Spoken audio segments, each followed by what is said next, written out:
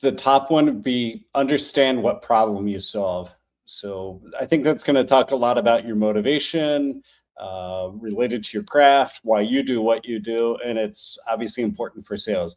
So know what problem you solve.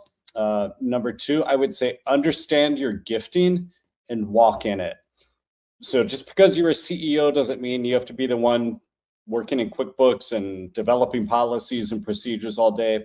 If you are great at your craft and that is the secret sauce of your business, focus on that. Walk in your gifting. You're going to be happier. Bring someone else in to do to help run the business. So know the problem you solve, understand your gifting, and walk in it. And the third thing I would say is make data-informed decisions. You have to get in the data to some degree. I'm a big believer in using a budget and a business plan as guardrails for the business. Be familiar with them.